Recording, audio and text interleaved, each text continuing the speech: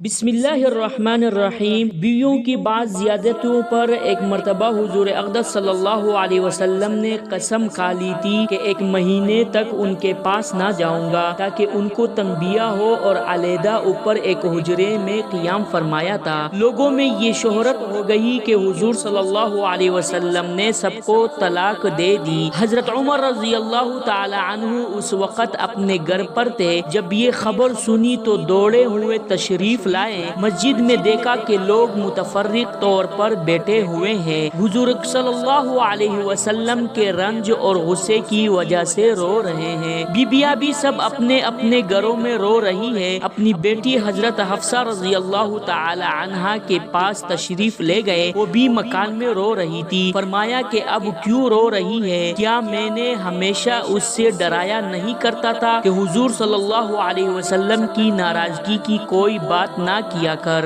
اس کے بعد مسجد میں تشریف لائے۔ وہاں ایک جماعت منبر کے پاس بیٹھی رو رہی تھی۔ تھوڑی دیر وہاں بیٹھے رہے مگر شدت رنج سے بیٹھا نہ گیا تو حضور صلی اللہ علیہ وسلم جس جگہ تشریف فرماتے اس کے قریب تشریف لے گئے، اور حضرت رباح رضی اللہ تعالی عنہ ایک غلام کے ذریعے سے جو دوباری کے زینے پر پاؤں لٹکائے بیٹھے تھے اندر حاضری کی اجازت چاہی۔ انہوں نے حاضر خدمت ہو کر حضرت عمر رضی اللہ تعالی عنہ کے لیے اجازت مانگی، مگر حضور صلی اللہ علیہ وسلم نے سکوت فرمایا، کوئی جواب نہ دیا۔ حضرت رباح رضی اللہ تعالی عنہ نے آ کر یہی جواب حضرت عمر رضی اللہ تعالی عنہ کو دے دیا کہ میں نے عرض کر دیا تھا مگر کوئی جواب نہیں ملا۔ حضرت عمر رضی اللہ تعالی عنہ مایوس ہو کر منبر کے پاس آ بیٹھے مگر بیٹا نہ گیا تو پھر تھوڑی دیر میں حاضر ہو کر حضرت رباح رضی اللہ تعالی عنہ کے ذریعے سے اجازت چاہی۔ اسی طرح 3 مرتبہ پیش آیا کہ یہ بے تابی سے غلام کے ذریعے اجازت حاضری کی مانگتے،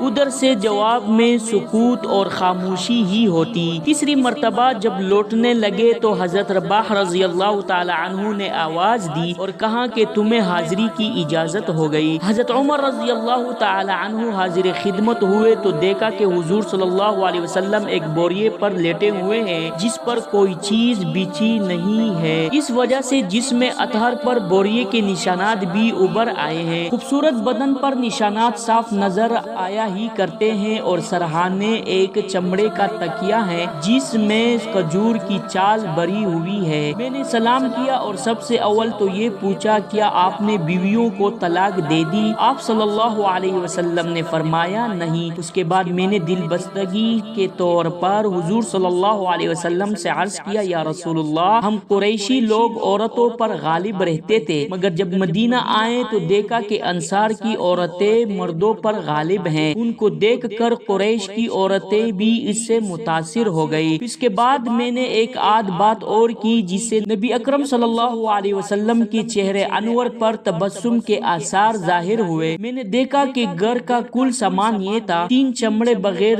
دباغت دیے ہوئے اور ایک مٹھی جو ایک کونے میں پڑے ہوئے تھے۔ میں نے ادھر ادھر نظر دوڑا کر دیکھا تو اس کے سوا کچھ نہ ملا۔ میں دیکھ کر رو دیا۔ حضور صلی اللہ علیہ وسلم نے فرمایا، کیوں رو رہے ہو؟ میں نے عرض کیا، یا رسول اللہ، کیوں نہ روں کہ یہ بوریے کے نشانات آپ کے بدن مبارک پر پڑ رہے ہیں اور گھر کی کل کائنات یہ ہیں جو میرے سامنے ہے۔ پھر میں نے عرض کیا کہ یا رسول اللہ، دعا کیجئے کہ آپ کی امت پر بھی وسعت ہو۔ یہ روم اور فارس بے دین ہونے کے باوجود کہ اللہ کی عبادت نہیں کرتے، ان پر تو یہ وسعت، یہ قصر و کثرت و باغوں اور نہروں کے درمیان ہو، اور آپ اللہ کے رسول اور اس کے خاص بندہ ہو کر یہ حالت۔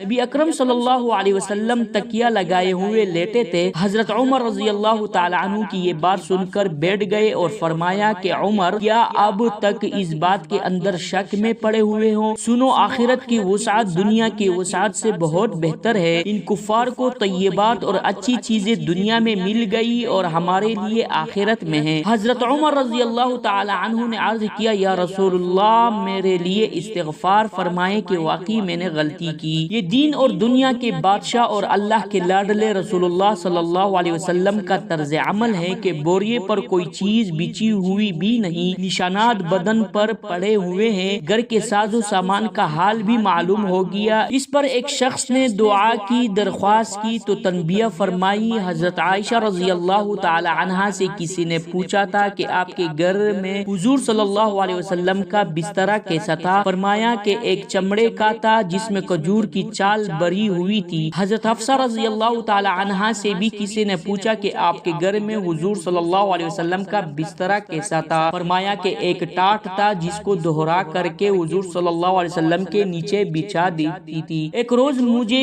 خیال ہوا کہ اگر اس کو چہرا کر کے بچھا دوں تو زیادہ نرم ہو جائے، چنانچہ ہم نے بچھا دیا۔ حضور صلی اللہ علیہ وسلم نے صبح کو فرمایا کہ رات کیا بچھا دیا تھا؟ ہم نے عرض کیا کہ وہی ٹاٹ تھا، اس کو چہرا کر دیا تھا۔ فرمایا اس کو ویسا ہی کر دو جیسا پہلے تھا، اس کی نرمی رات کو اٹھنے میں مانے بنتی ہے۔ اب ہم لوگ اپنے نرم اور روئے دار گدوں پر بھی نگاہ ڈالیں گے کہ اللہ نے کس قدر وسعت فرما رکھی ہے، اور پھر بھی بجائے شکر کے ہر وقت تنگی کی شکایت ہی زبان پر رہتی ہے۔ صدق اللہ العظیم۔